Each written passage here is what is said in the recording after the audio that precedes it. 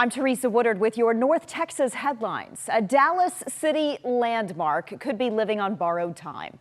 This week, the Dallas City Council is expected to finally vote on whether to repair City Hall or leave it. Some prominent voices had been pushing to tear it down and put a new arena on the site. But as Luke Clary explains, the Dallas Mavericks just changed the math. The Mavs say they're moving on from Victory Park to North Dallas, but the future of City Hall is still in doubt. The numbers are there. A briefing put the cost at $1.5 billion to repair and use the building over the next 20 years. Council votes Wednesday whether to fix it or clear the site for something new.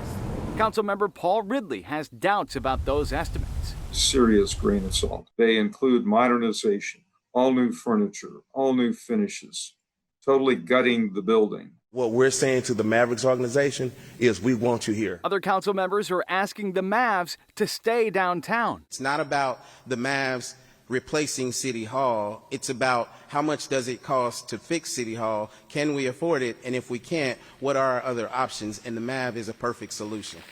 Mayor Eric Johnson is urging council members to stop questioning the repair estimates and vote. The numbers are there. I'm telling you, we need to just make our decisions and move forward.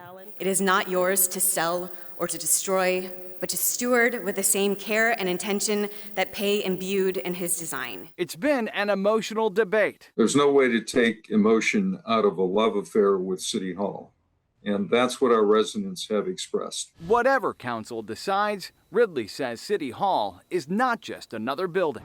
In Dallas, I'm Luke Clary. Did we check this house for anybody yet? Did we start getting everybody out of here already?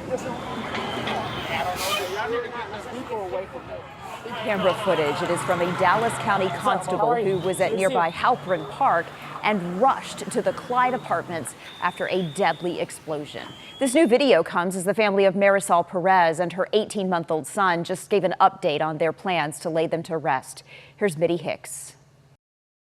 Thank all the people that helped during this difficult tragedy. That gratitude from Nora Carmona, older sister of Marisol Perez and aunt of 18-month-old Eric Perez Jr. The two died in an explosion at the Clyde Apartments in Oak Cliff. My parents also want to say thank you, my mom and my dad, as well as Eric Sr. The family now inviting the public to celebrate both lives at upcoming services. The visitation will take place at Hughes Funeral Home on Monday, June 8th from 4 to 8 p.m. Then the funerals will happen right here at St. Cecilia Catholic Church on June 9th.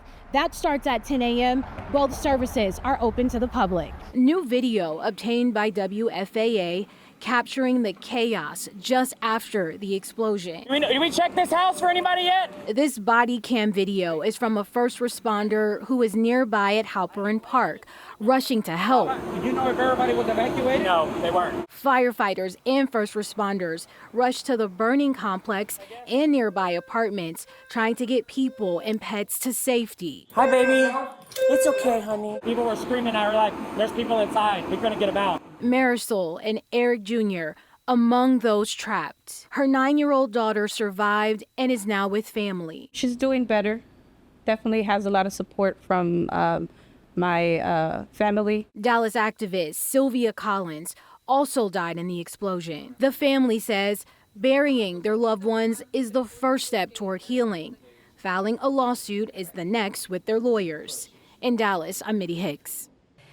Body camera footage also shows a Waymo driverless car parked sideways in the street, blocking that same Dallas County constable you just heard from as he was responding to that explosion. Take a look. Go forward.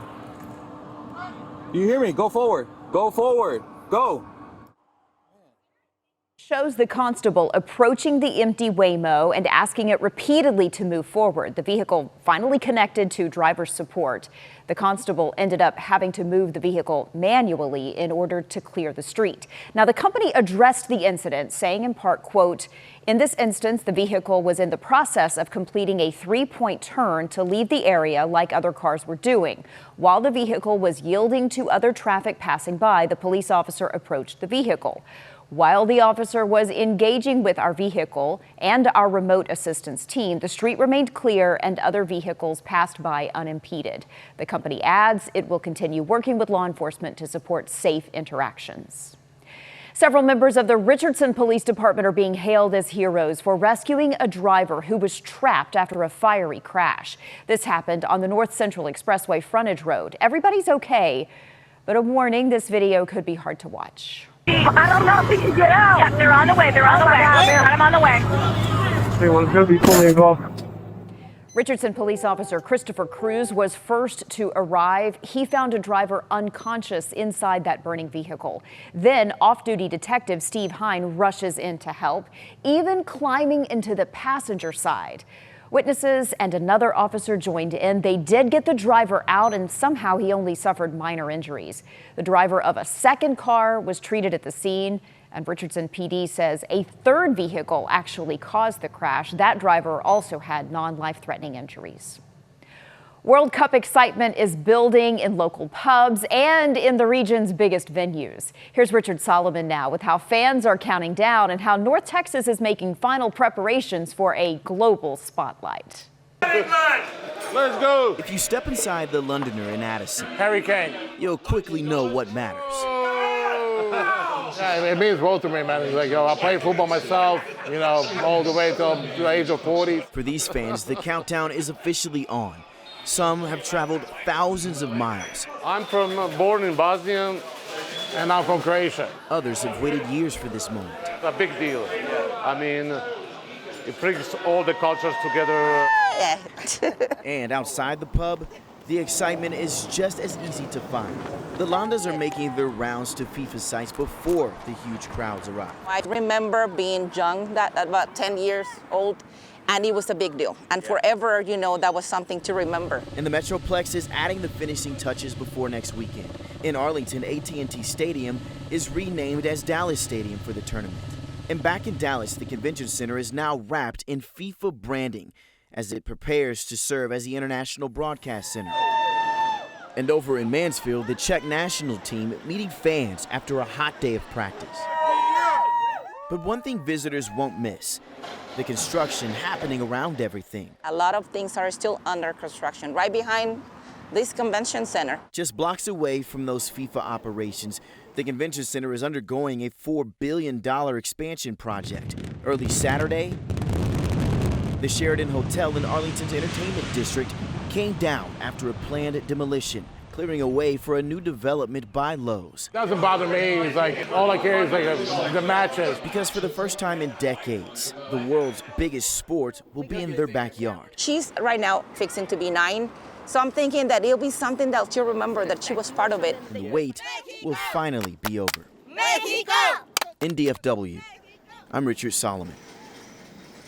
Exciting times. Those are your headlines from North Texas.